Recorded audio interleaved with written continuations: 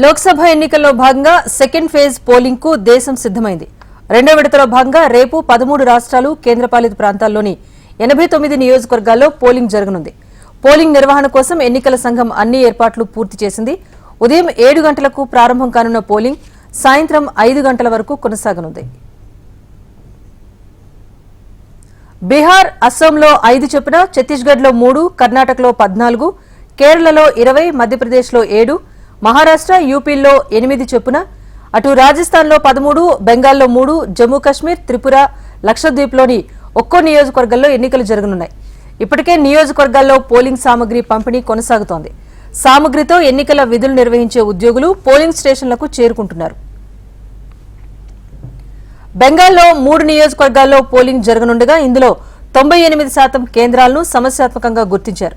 ఈ నేపథ్యంలో భారీ భద్రత ఏర్పాటు చేశారు. 272 కంపెనీల సీఆర్పీఎఫ్ బలగాల్ని అక్కడ మోహరించారు.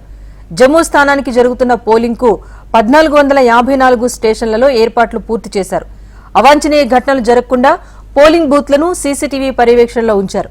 భారీగా సీఆర్పీఎఫ్ బలగాలతో పాటు జమ్మూ పోలీసులు బందోబస్తు నిర్వహిస్తున్నారు. కర్ణాటకలో 14 స్థానాల్లో పోలింగ్ జరగనుండగా 19,700 పోలింగ్ స్టేషన్లలో వెబ్ కాస్టింగ్ ద్వారా పర్యవేక్షణ జరగనుంది. 1300 స్టేషన్లలో సీసీటీవీలను ఏర్పాటు చేశారు. 20,000 పోలింగ్ బూత్లను సమస్యాత్మకంగా గుర్తించి 50,000 మందికి పైగా బలగాలతో భద్రత ఏర్పాటు చేశారు. కేరళలో 20 స్థానాల్లో పోలింగ్ జరగనుంది. ఇందుకోసం 25,231 పోలింగ్ స్టేషన్లను ఎన్నికల సంఘం సిద్దం చేసింది. వీటితో పాటు 54 పోలింగ్ కేంద్రాలను అదనంగా ఏర్పాటు చేసింది. 742 సమస్యాత్మక కేంద్రాలు గుర్తించిన ఈసీ అక్కడ భారీ భద్రత ఏర్పాటు చేసింది. రెండో దశ ఎన్నికల్లో బీజేపీ, ఇండియా కూటమి మధ్య టఫ్ ఫైట్ జరగనుంది. కేరళలోని వాయనాడ్ నుంచి కాంగ్రెస్ నేత రాహుల్ గాంధీ, తిరువనంతపురం నుంచి కాంగ్రెస్ అభ్యర్థి శశి థరూర్, బీజేపీ నుంచి రాజీవ్ చంద్రశేఖర్, మధుర నుంచి హేమా మాలిని, రాజ్నంద్ గావ్ నుంచి భూపేష్ బఘేల్, బెంగళూరు రూరల్ నుంచి డీకే సురేష్, బెంగళూరు సౌత్ నుంచి తేజస్వి సూర్య పోటీలో ఉన్నారు.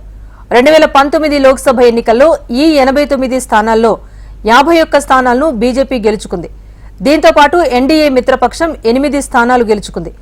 గత ఎన్నికల్లో 21 మంది కాంగ్రెస్ ఎంపీలు విజయం సాధించారు.